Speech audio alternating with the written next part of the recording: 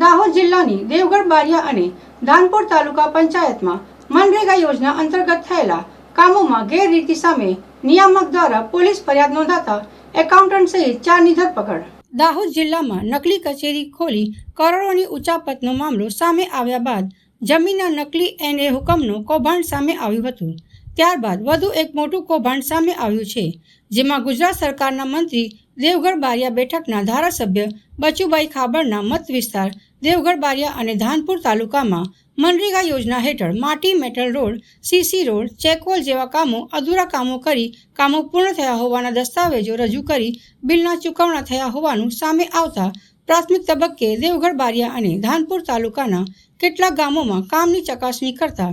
અધૂરા કામ થયા હતા અને નાણાં પૂરા ચૂકવવામાં આવ્યા, તેમજ યોગ્યતા ન ધરાવતી હોય તેવી એજન્સીઓને પણ નાણાં ચૂકવ્યા હોવાનું સામે આવતા દાહોદ જિલ્લા ગ્રામ વિકાસ એજન્સીના નિયામક BM પટેલે B ડિવિઝન પોલીસ મથકે ફરિયાદ નોંધાવી હતી,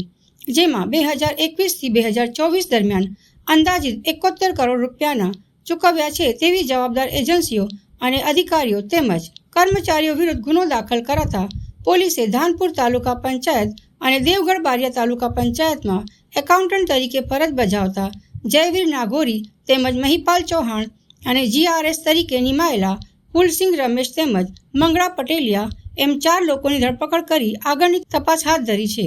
તપાસમાં વધુ કૌભાંડ બહાર આવવાની તેમજ વધુ લોકોની સંડોવણી બહાર આવવાની શક્યતાઓ રહેલી છે। Dahod town B division police station ખાતે એક ગુનો દાખલ થયો છે, જેમાં જિલ્લા પંચાયતના DRDA શ્રીએ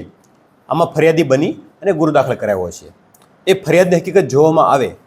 તો હકીકત એ પ્રકારની છે કે રજૂઆતો મળી હતી। રજૂઆતોને આધારે DDO શ્રીએ પોતે એક ઇન્ક્વાયરી આપી હતી, જે ઇન્ક્વાયરીના વચગાળાના અહેવાલમાં એવું ધ્યાને આવ્યું હતું કે દેવગઢ બારિયાના કુવા રેઢાણા અને ધાનપુરના સીમામોય ગામમાં જે કામો થયા છે એ પૈકીના કામો જે થવા જોઈએ એના કરતાં અધૂરા કામો હોય કે પૂરતા કામો ના થયા હોય। આ સિવાય આ રિપોર્ટના આધારે સિસ્ટમમાં ચેક કરતાં એવું પણ જણાવ્યું હતું કે જે ટેન્ડર પ્રક્રિયામાં L1 તરીકે સિલેક્ટ થયેલી કંપની કે એજન્સી છે એમના સિવાય અન્ય લોકોને પણ પેમેન્ટ થયું હોય। તો બંને મુદ્દાઓને ધ્યાનમાં રાખી અને DRDA શ્રીએ ફરિયાદ આપી છે અને ફરિયાદના અનુસંધાને તપાસ કરતા જે ગ્રામ રોજગાર સેવક, એકાઉન્ટ ઓફિસર કે જે આ કામોમાં સામેલ હોય અથવા એમણે પોતાની ફરજ છે એ નિભાવી નહીં હોય અને અધૂરા કામો હોવા છતાં પણ કમ્પ્લીશન સર્ટી કે અન્ય રેકર્ડમાં સહીઓ કરી અને ઉપર બિલો મોકલી બિલો મંજૂર કરાવવામાં મદદગારી કરી હોય।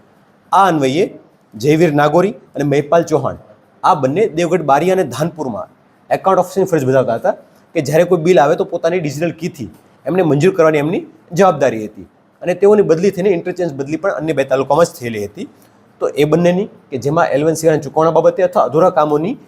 બિલો મંજૂર કરવા બાબતે રોલ જણાવ્યા હતા અટક કરી છે અને બારિયા ફૂલસિંહ અને મંગળભાઈ ભાવસિંહ પટેલિયા આ બંને આ ગામોની અંદર GRS એટલે ગ્રામ રોજગાર સેવક તરીકે ફરજ બજાવતા હતા, જેઓએ જે કામ થવું જોઈએ એ કામ ના થયું હોય તેમ છતાં તેના પ્રોપર મંજૂરી આપી એમના રજિસ્ટરમાં નોંધો કરી કે બિલો બનાવી અને ઉપર મોકલી આપ્યા હતા અને મદદગારી કરી તો એને આ રોલ જણાવ્યા હતા। આ 4 લોકોની હાલમાં અટક કરી છે અને આગળની કાયદેસરની પ્રક્રિયા હાલમાં ફરિયાદની અંદર એવું જણાવાયું છે કે 3 ગામો છે કુવા, રેઢાણા અને સીમામોય, આ 3 ગામના અધૂરા કામો પ્રાઇમરીલી વચગાળાના અહેવાલમાં જણાવવામાં આવ્યા છે। આ સિવાય L1 સિવાયની એજન્સીઓને જે પેમેન્ટ થઈ હોય એની રકમ લગભગ 70 થી 71 કરોડ જેવી થાય છે, જેનો પણ ઉલ્લેખ કર્યો છે, જેમાં